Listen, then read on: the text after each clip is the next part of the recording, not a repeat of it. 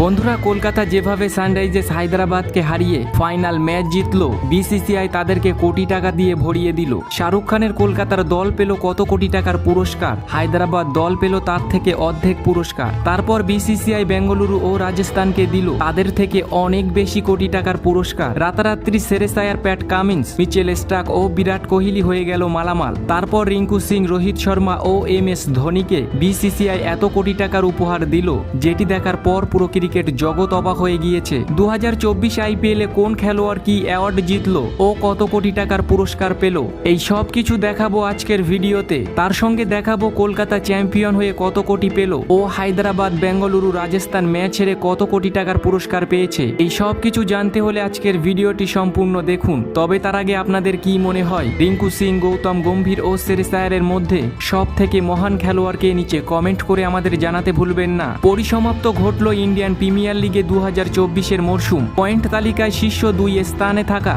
কলকাতা ও Sunrisers হায়দ্রাবাদের মধ্যে অনুষ্ঠিত হয়েছিল 2024 আইপিএল এর ফাইনাল ম্যাচ। রুদ্ধশ্বাস ম্যাচে জয় ছিনিয়ে নিল কলকাতা নাইট রাইডার্স। মেগা ফাইনালে টসে জিতে প্রথমে ব্যাট করতে এসে 113 রানে শেষ হয়ে যায় সানরাইজার্স হায়দ্রাবাদ দলের প্রথম ইনিংস। মেগা ফাইনালে চাপ সহ্য করতে পারেনি হায়দ্রাবাদ দলের ব্যাটসম্যানরা, যার ফায়দা তোলেন কলকাতা দলের বোলিং বিভাগ। রান তাড়া করতে এসে কেবলমাত্র 10 ওভার 3 বলে প্রয়োজনীয় রান তুলে চলতি আইপিএলে শিরোপা অর্জন করল কলকাতা নাইট রাইডার্স। 2012 ও 2016 সালে ক্যাপ্টেন গৌতম গম্ভীর দুটি খেতাব জয় করেছিল কলকাতা দলের হয়ে। এবার দীর্ঘ 10 বছর পর শ্রেয়াস আয়ারের নেতৃত্বে তৃতীয় খেতাব জয় করল কলকাতা নাইট রাইডার্স। মেগা ফাইনালে 3 ওভারে 14 রান দিয়ে অভিষেক শর্মা ও রাহুল ত্রিপাঠীর উইকেট তুলে নিয়ে ফাইনাল ম্যাচের সেরা খেলোয়াড় হয়ে গেলেন মিচেল স্টার্ক। এছাড়াও ফাইনাল শেষে দেওয়া হয়েছে একাধিক পুরস্কার। চলতি আইপিএলে সর্বাধিক রান এসেছে বিরাট কোহলির ব্যাট থেকে। বিরাট কোহলি এবারের আইপিএলে মোট 15টি ইনিংসে 61 গড়ে 741 রান করেছিল।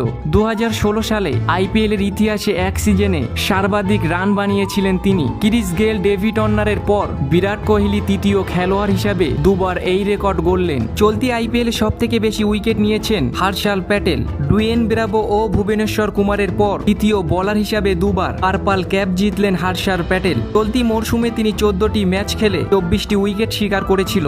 2021 মরশুমে তিনি রয়্যাল চ্যালেঞ্জার্স বেঙ্গালুরু হয়ে খেলার সময় জিতেছিলেন পার্পল ক্যাপ। আবার এই মরশুমে তিনি এই খেতাব জিতলেন। চলতি মরশুমে সর্বাধিক ছক্কা হাঁকিয়েছিলেন সানরাইজার্স হায়দ্রাবাদ দলের খেলোয়াড় অভিষেক শর্মা। এই মরশুমে তার ব্যাট থেকে এসেছে 42টি ছক্কা। এবারের আইপিএলে 16টি ম্যাচে 32 গড়ে 204 স্ট্রাইক রেটে 448 রান করেছেন তিনি। এবারের আইপিএলে সব থেকে বেশি স্ট্রাইক রেটে ব্যাট করেছেন দিল্লির তরুণ ওপেনার জ্যাক ফ্রেজার। চলতি আইপিএলে তিনি দিল্লির হয়ে খেলার সুযোগ পেয়েছিলেন। দিল্লির পেসার লুঙ্গির পরিবর্তে প্রথম ম্যাচ থেকেই মারমুখী ব্যাটিং শুরু করেন তিনি।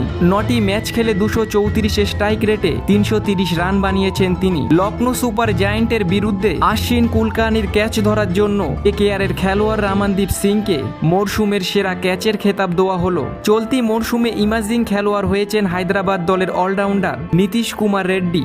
ব্যাট হাতে এই সিজনে 11 ইনিংসে 33 গড়ে 142 স্ট্রাইক রেটে 303 রান বানিয়েছেন। বল হাতে নিয়েছেন 3টি উইকেট। চলতি মরশুমের সেরা খেলোয়াড় হলেন সুনীল নারায়ণ। ব্যাট হাতে এই মরশুমে 14টি ম্যাচে 34 গড়ে 180 স্ট্রাইক রেট নিয়ে 488 রান বানিয়েছেন তিনি এবং বল হাতে শিকার করেছেন 17টি উইকেট। প্রতিটি ওভার পিছু দিয়েছেন মাত্র 6 রান করে। 2012 ও 2018 সালের পর আবারও 2024 সালের মরশুমে সেরা খেলোয়াড় হিসাবে নির্বাচিত হলেন তিনি। চলতি আইপিএলে ফেয়ার প্লের অ্যাওয়ার্ড জিতলেন সানরাইজার্স হায়দ্রাবাদ দল। কলকাতা চ্যাম্পিয়ন হয়ে 20 কোটি টাকার আর্থিক পুরস্কার পেয়েছে তারা। আর রানার্স আপ হায়দ্রাবাদ দল পেল 13 কোটি টাকা। অরেঞ্জ ক্যাপ জেতা বিরাট কোহলি 15 লাখ টাকার আর্থিক পুরস্কার পেয়েছে। এবারের আইপিএলে এক মরশুমে সবচেয়ে বেশি উইকেট নেওয়া হর্ষাল প্যাটেলকে পুরস্কার হিসাবে দিয়েছে 15 লক্ষ টাকা।